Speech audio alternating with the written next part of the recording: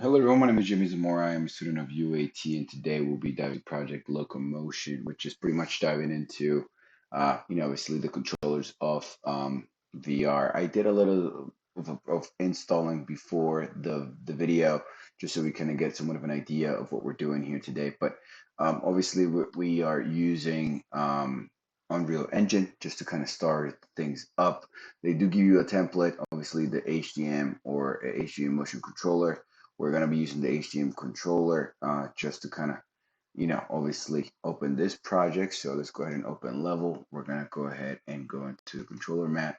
And then from here, we're going to go ahead and test out or just kind of go through the steps on how to install this type of content. So obviously the platform gives you somewhat of a layout of template. I did install here test 20 that I labeled it. And in here, what I did was I imported from Steam, which is literally an application that allows you to kind of somewhat have a catalog of already preloaded templates, if you may, for depending on your project. So already downloaded that for us to kind of save some time. But technically speaking, what you do if you would import this, right? And the way you would import this is you would go into your Steam driver. So whatever you find in your computer, I'd save it here in Steam JZ.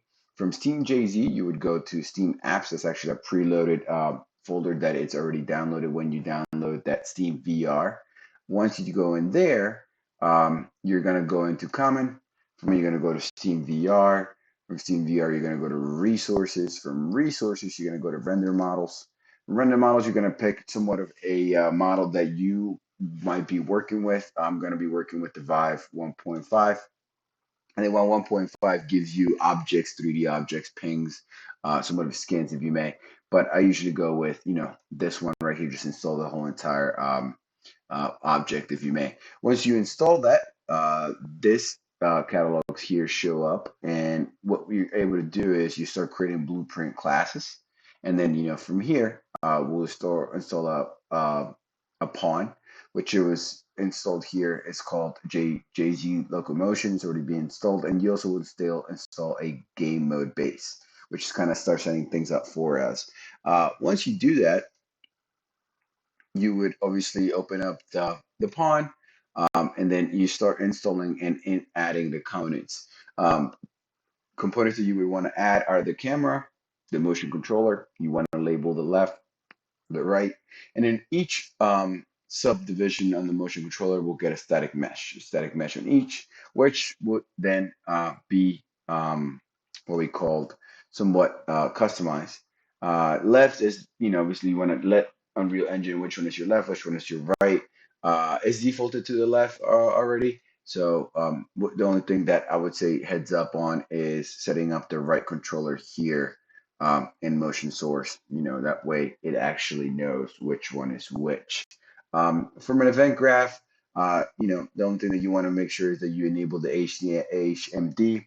So you just open one, a node, and obviously enable that, which HDMM. And then from there, it's just really very straightforward. Uh, a lot of people say, hey, where the camera is supposed to go. I usually put the controllers facing the right direction, the direction the camera is shooting at, and also I raise them up a little bit just that way you can actually see them a little bit when you're starting it. You can even go a little bit more just so it actually we can see it. Now, I don't have any controllers hooked up here, VR headsets hooked up to Unreal Engine yet. I'm actually kind of in the midst of maybe switching to Unity just because with Quest 2, it's a little bit different to kind of set this up. But in the game mode, you want to make sure you just select, obviously in game override, you want to make sure that you're selecting the one that you've programmed, which is this one, this bad boy right here. I didn't do anything too much crazy to this, besides just selecting the right, the right pawn, which is your defaulted pawn, and that's really it. From a starting your locomotion or just selecting what you're going to be using. Now, technically speaking, if we had a VR headset hooked up here, it would just literally lit this up and it will allow us to kind of hop in the world and obviously simulate it. But since we don't have a headset set up already in there, it's going to be very just, it's going to stand there and won't let us do too much.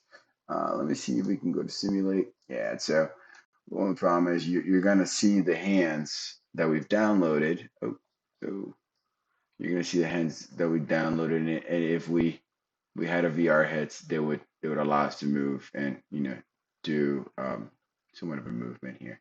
But fortunately, we can't. But that is technically speaking uh, the overall concept of setting up your controllers. All right, guys. Well, thank you very much for your time, and once again, Jamie Zamora.